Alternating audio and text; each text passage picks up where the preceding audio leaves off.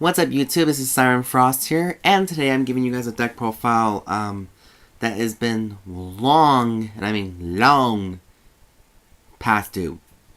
This is in one of the old clans I used to meddle in and, you know, get a good feel to it, and it's my updated Dark Irregulars deck profile featuring Dark Legion. I couldn't find another way of saying the right what kind of Legion this is, because there isn't Amon Legion, but I'm not writing that kind of build.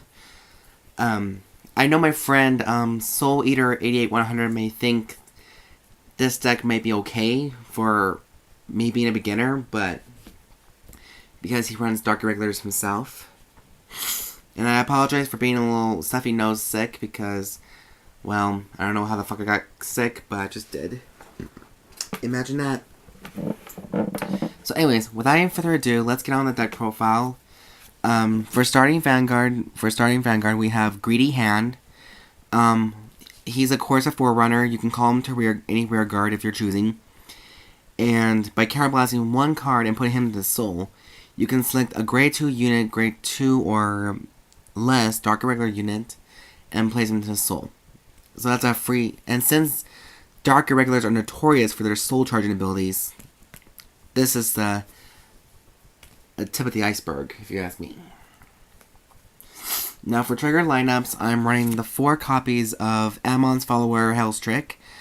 Personally, I like this trigger a lot better than the other ones because, you know, I'm a very huge fan of female units with especially the cute little succubus race.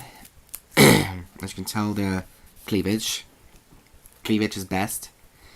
Now, here is a trigger lineup. Besides the heal trigger, this is the other triggers I just can't imagine seeing myself doing, but this is the best I got. So I'm running actually 4 draw triggers in this deck. Hysteric Shirley. Now, here's the fun thing about her. You can put her into your soul, and then you can soul charge at least one extra card. So she does provide you that extra soul charging, but her being a draw trigger still kind of all new to me, considering all my decks are considered 12 crit attackers, because that's just how my playstyle is. And speaking of criticals, I'm running 4 of the Cruel Hands and Blitzritters. So this is 8 crits in a deck.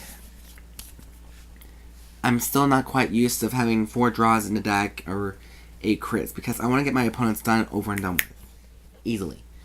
But I don't have the last critical triggers, which is Dark Knights, so I need to get more of those, and maybe I'll make some more changes to this deck profile, but we'll see what happens.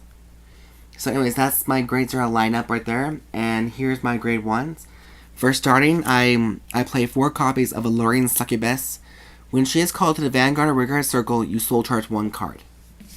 So she just helps you get the extra soul charging train going. Next, speaking of which, we have another one called Courting Succubus. I'm playing 4 of her. Now, when the attack hits a Vanguard that she boosts a unit with, you can soul charge 1 extra card. So she does provide a soul charging if the attack gets through from the unit that she boosts. So, hold on a second.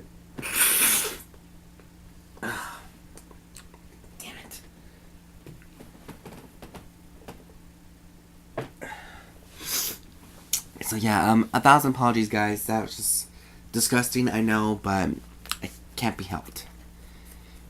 So anyways, my next grade 1s are 4 copies of Amon's Follower, Vlad's Specula. Dracula has evolved into a Specula form.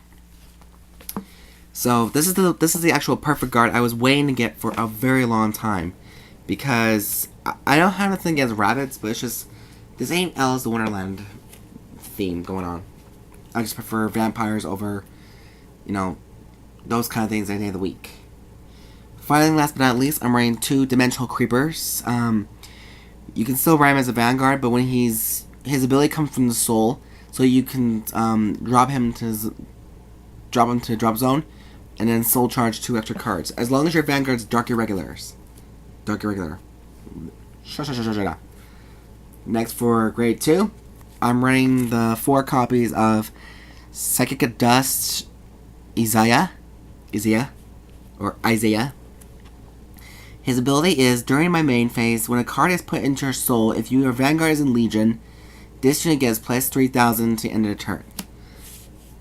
And his Legion mate is the main boss for this deck, so that's kind of why we're, exploring the options here. The next one, we have 4 copies of Flirtatious Succubus.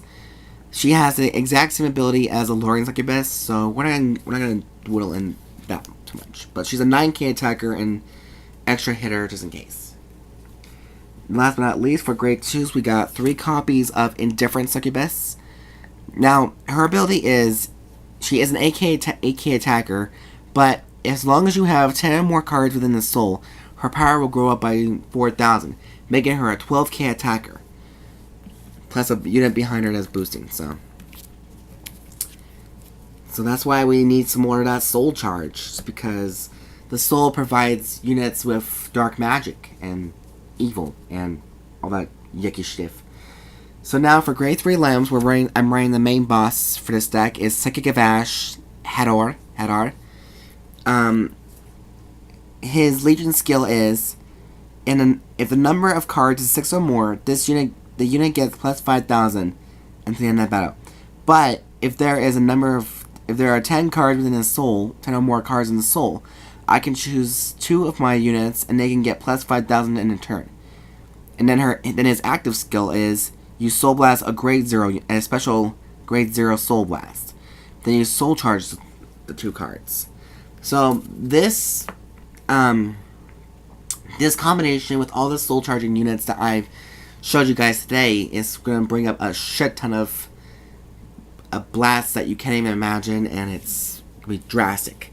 Between him and Indifferent Succubus, it's going to get kind of crazy. And then last but not least, I'm running 4 copies of Blade Wing Reijy. I always had a thing for this one unit in particular because of his good looks and his evil dark magic that is showing in the picture. I have a thing for dark monsters. Now, his ability, this is why the soul is very crucial in this game, because of his skill. As long as there are 15 or more cards within the soul, Reijy gets a brand new ability. He is now sitting at plus 2 critical, making him a triple critical. Making him a triple critical automatically.